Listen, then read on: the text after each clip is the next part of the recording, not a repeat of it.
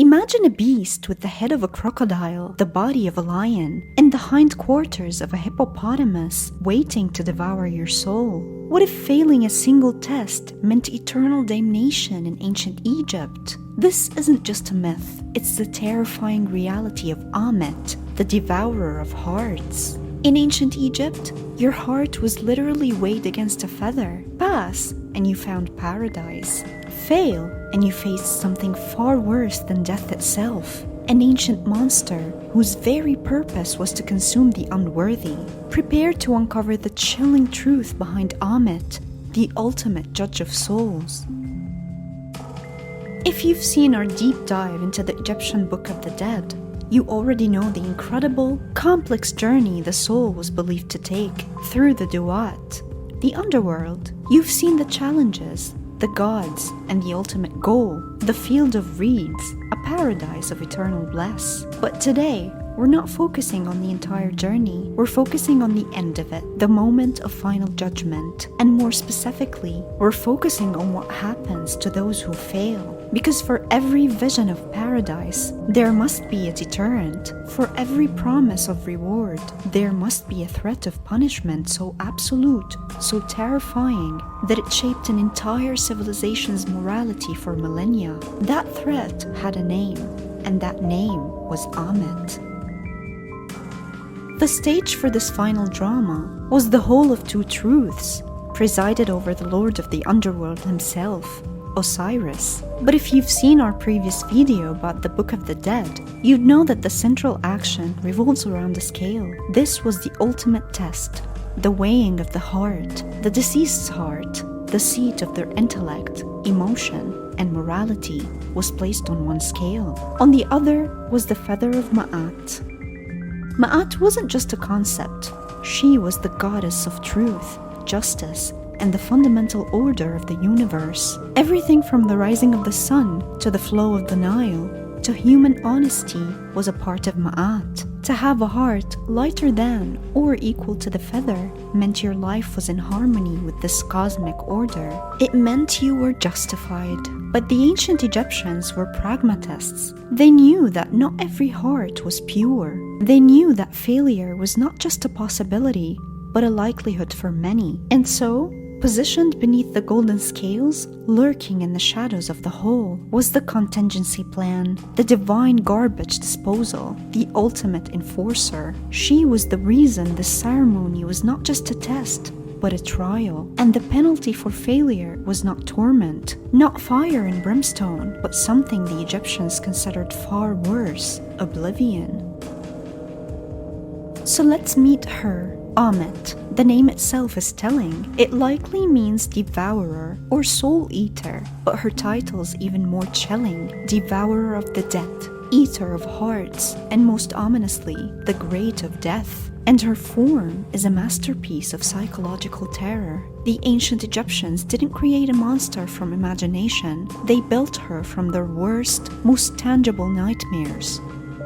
First, the head of a crocodile. The Nile crocodile was the apex predator of their world, a silent, sudden, and brutal killer that lurked beneath the surface of the life-giving river, representing stealth, power, and a cold-blooded nature. Second, the front, body, and mane of a lion. The lion was the fierce king of the desert, symbolizing untamed wildness, immense strength, and royal authority turned predatory. It was the danger that waited beyond the safety of the Nile Valley. And finally, the hindquarters of a hippopotamus. This might seem strange to us, but to the Egyptians, the hippo was one of the most dangerous and feared animals. It was notoriously aggressive, territorial, and capable of shattering a reed boat and its passengers with a single bite. It represented uncontrollable force and raw, destructive power.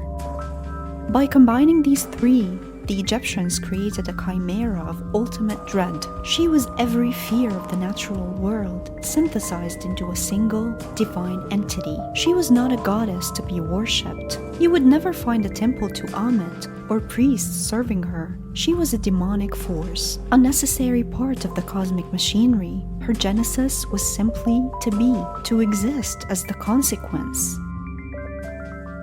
Now, to place her in context, the soul, having navigated the dangers of the Duat, finally stands in the hall. Before them are the 42 divine judges, assessors who represent the nomes of Egypt and aspects of Ma'at. This is where the famous negative confession comes in. The deceased would address each judge directly, declaring their innocence of a specific sin. I have not stolen. I have not cheated. I have not caused pain. I have not lied. I have not deprived the hungry of food. This was not a confession of what you did do, but a declaration of what you did not do. It was a public justification of one's entire life.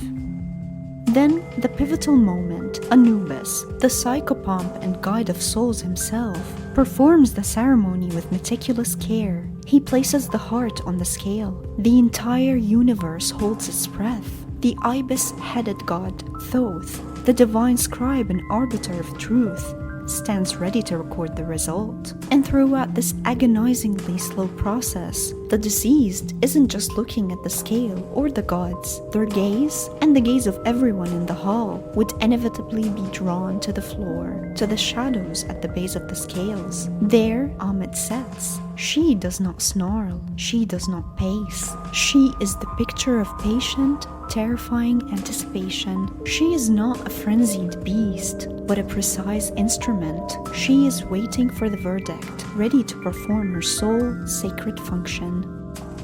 If the heart is heavy with the weight of sin, with falsehood, greed, and violence, the scale dips, the heart fails, there is no appeal, no second chance, and in that moment, Ammit moves. The texts describe it with chilling brevity. She devours the heart, she consumes it.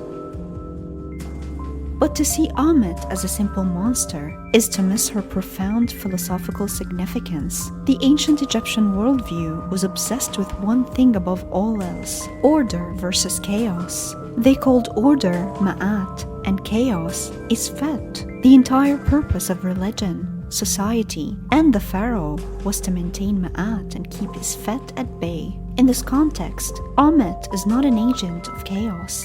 She is, paradoxically, a crucial defender of order. Think of it this way: the field of reeds was a perfect, orderly paradise, allowing a sinful, chaotic soul, a soul that lived against Ma'at, to enter would be like allowing a poison into a pure well. It would corrupt the entire afterlife. It would introduce Isfet into the one realm that was supposed to be perfectly harmonious.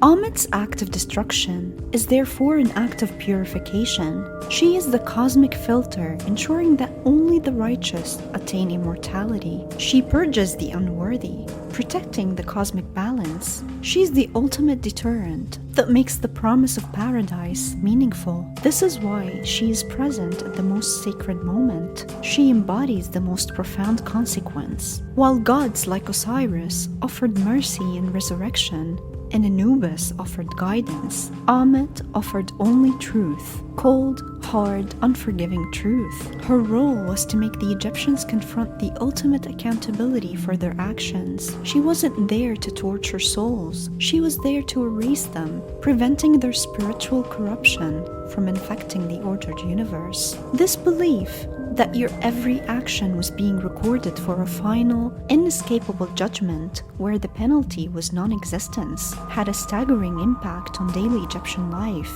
ethics, and morality. So, does a 4,000-year-old soul-eating monster have any place in our modern world? Ammit has experienced a huge resurgence in popular culture. She's a villain in Marvel's Moon Knight, a powerful card in Yu-Gi-Oh!, a playable character in games like Smite, and a fixture in modern fantasy literature. But these appearances often get her wrong. They turn her into a generic Egyptian monster, or a power to be controlled. They miss the point. Her power wasn't in her teeth or claws, it was in her purpose.